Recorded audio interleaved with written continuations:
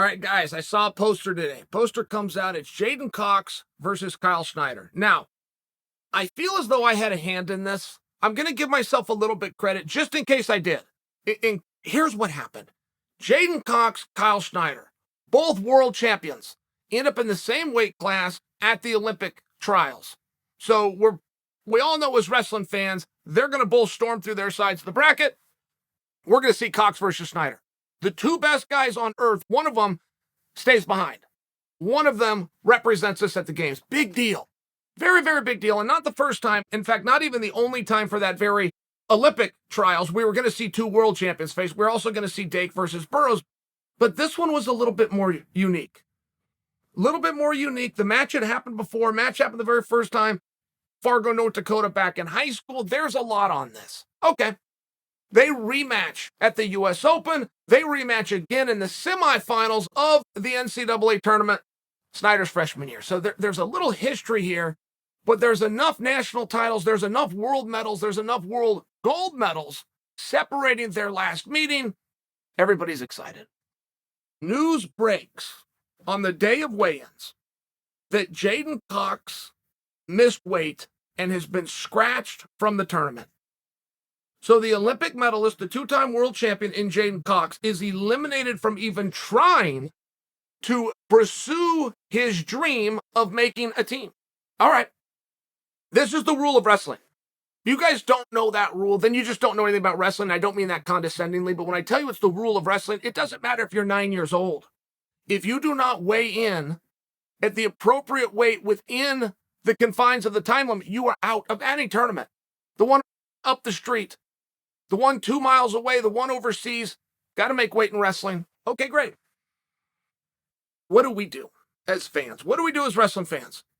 We do the only thing that we can do is we sit around with each other and argue what would have happened if those two had met up. And I must tell you, and I've been in on so many of these debates, it is 50-50 and both sides are positive. The people that say J'Den Cox would have beaten Kyle Snyder are saying that Kyle Snyder would not even score a point, that this would not be close, this was rudimentary, merely procedural. J'Den Cox is going to go off, take on Sajjalaya, bring back the gold medal. The people that are saying it's Snyder are not sweating this at all. They're saying it's going to be two straight, because don't forget, it's the best of three when you make it to the finals. They're saying Snyder's going to win the first one, win the second one. Cox never gets on the board, off Snyder goes. We're finally going to get this. And where I threw myself into this, and I could be wrong in all fairness, but I was talking to Novogratz. I was doing Novogratz's show.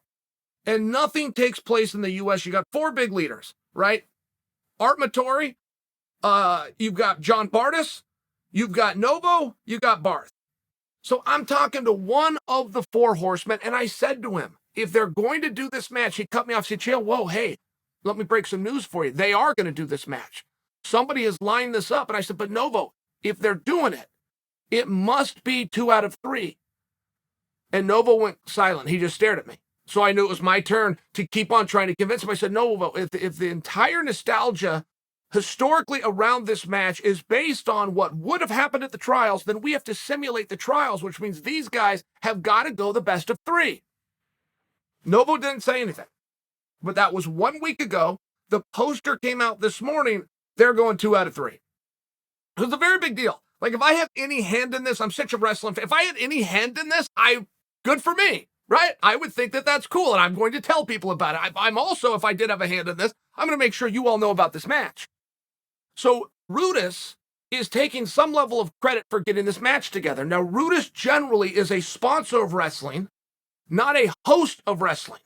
So I went right to Tommy Rollins, and I just said, Tommy Rollins wins Rudis. I said, are you guys hosting this match or are you sponsoring the match? And the only reason I want to know is so that I know who to get info from so I can bring that to my audience so we can all watch the match.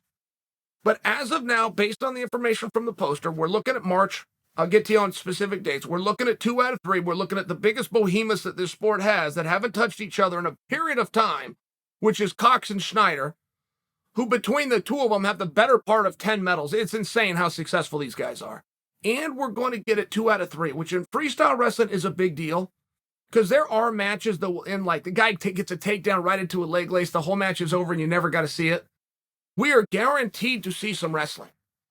And we are going to relive that day. It is going to be 2 out of 3. These guys both know what's on the line. We don't have to tell the story. They are fully aware of who the rightful Olympian, right or wrong, they are fully aware that they will not argue it moving forward in life. They will accept the results, and they know us, the community, will accept them. Well, I think you're getting 2 out of 3 a little bit because of me. I would not mind if you threw me a thank you. I think I'm owed one.